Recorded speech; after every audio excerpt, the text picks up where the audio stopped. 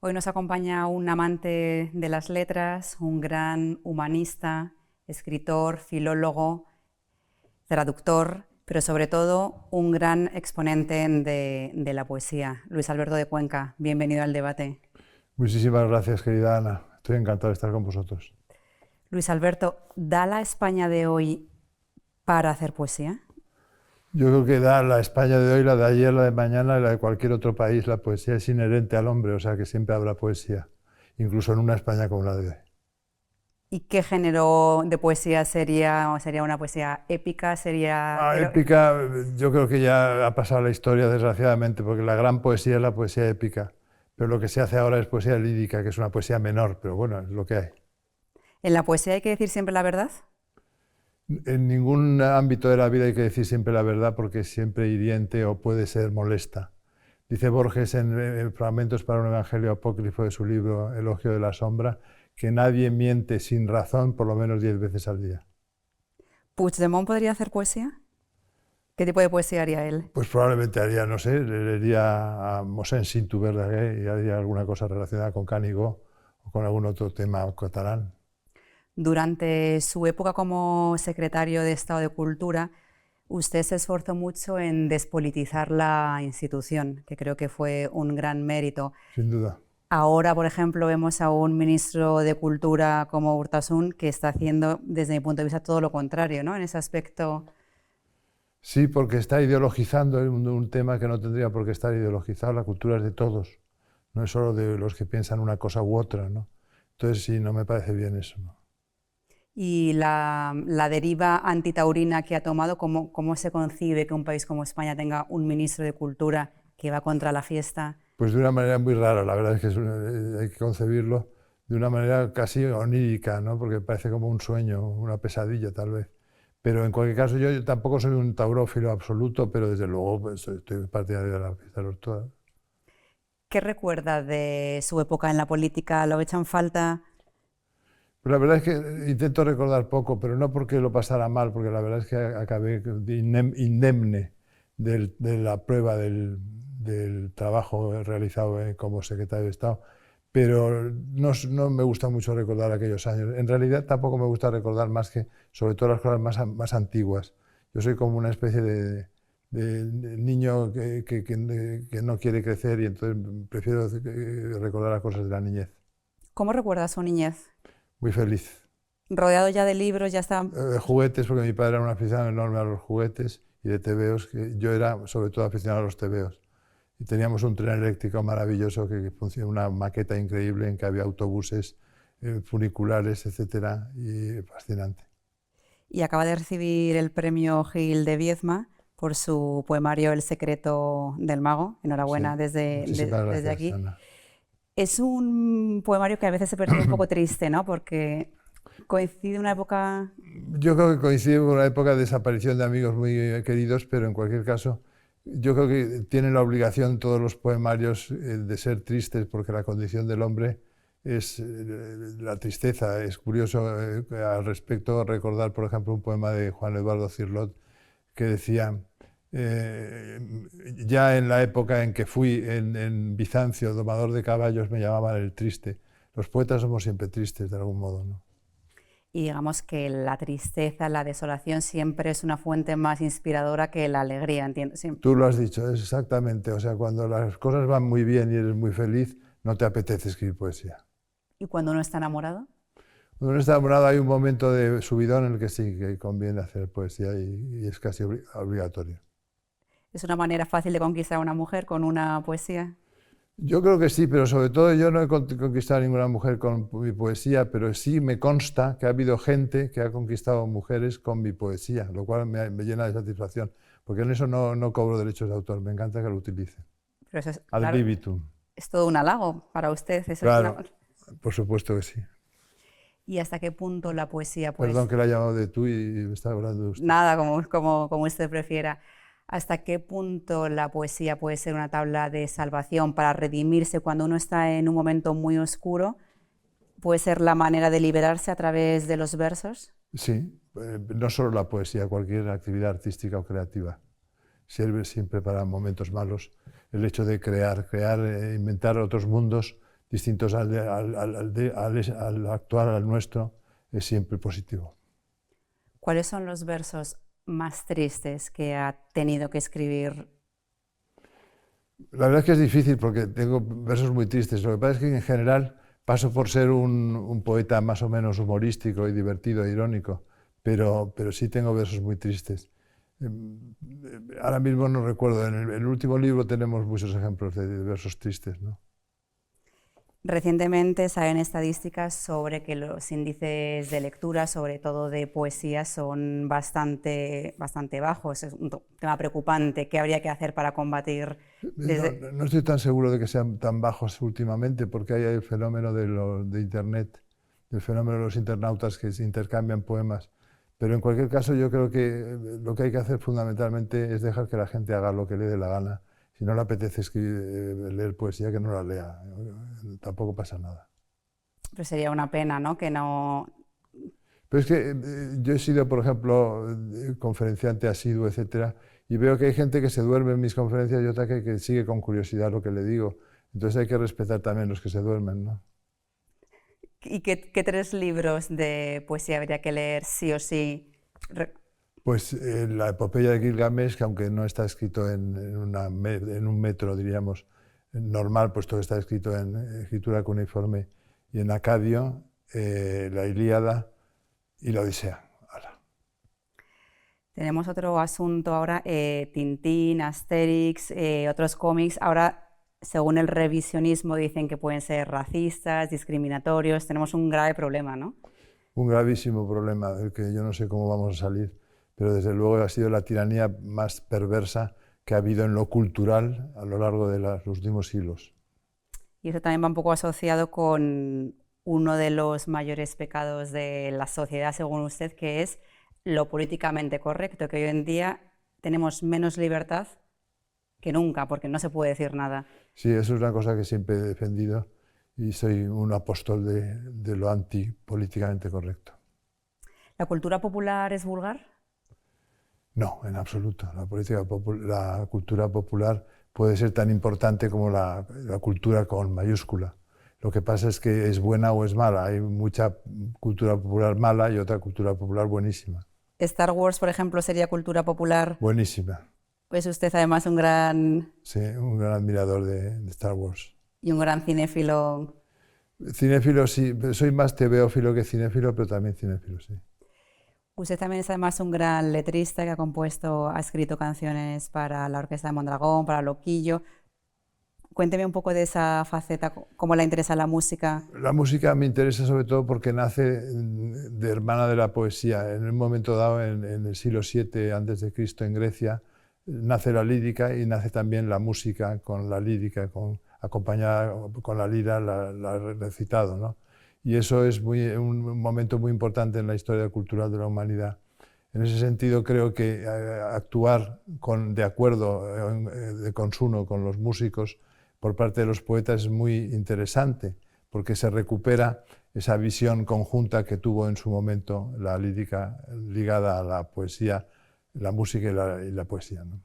¿Cómo es su relación con Loquillo, que creo que son grandes amigos, más que...? Pues la verdad es que es una persona adorable y me encanta. Yo creo que estamos de acuerdo prácticamente en el 99% de las cosas y somos dos caballeros andantes venidos a menos, ¿no? O sea, usted tiene muchísimas facetas, que lo comentábamos antes en la introducción, que es traductor, poeta, ¿qué le queda por hacer a Luis Alberto de Puente? Filólogo, yo creo que Filólogo. ya, lo que me queda ya es morirme, lo que me queda. Pues yo creo que he hecho muchas cosas ya. ¿Le da miedo la muerte? A todo el mundo le da miedo la muerte, a mí también, por supuesto. Pero cuando está Dios al otro lado, ¿usted cree que es un hombre profundamente creyente? Pues si Dios está al otro lado, se está mejor, mucho mejor, más cómodo frente al hecho de la muerte. ¿Cuál es su relación con la fe en ese...? Complicada, como yo creo que todos los creyentes tienen que de algún modo contestar en ese sentido como complicado, porque nadie tiene, incluso el Papa de Roma no creo que no tenga momentos de duda, ¿no?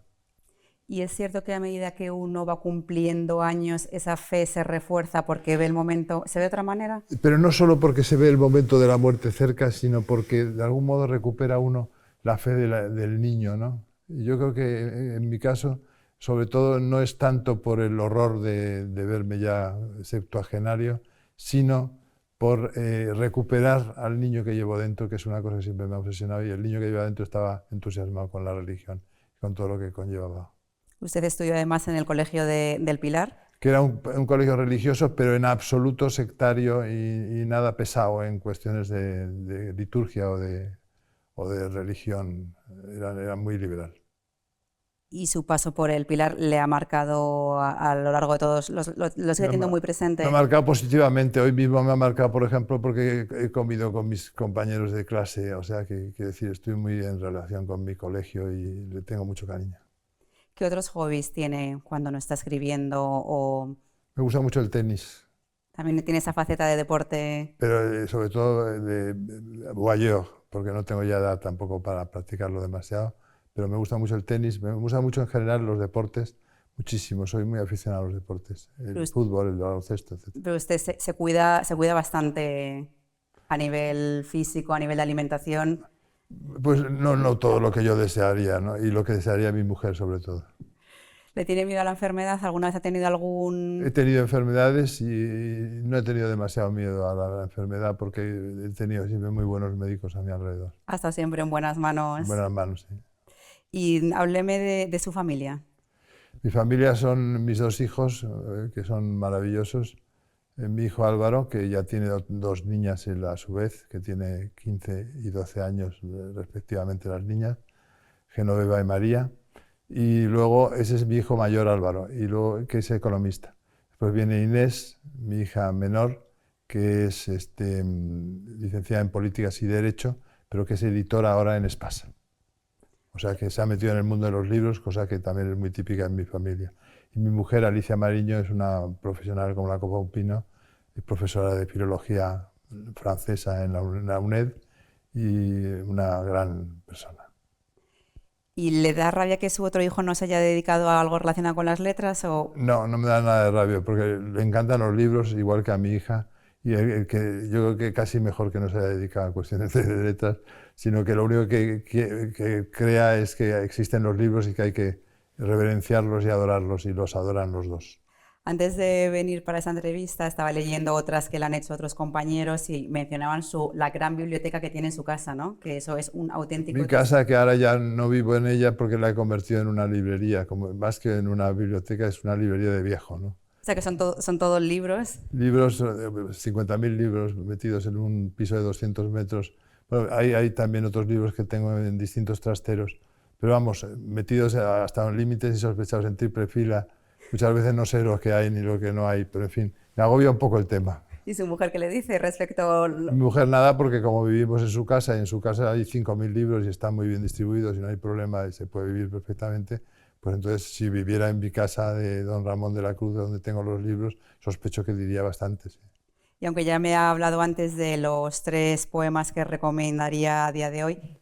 Tres libros sí, de poesía. Sí, hablábamos antes de 3 libros de poesía. Ahora épica, he dicho 3 de épica. Sí, yo le iba a preguntar ahora sobre esos 50.000 ejemplares que tiene en su biblioteca de su casa.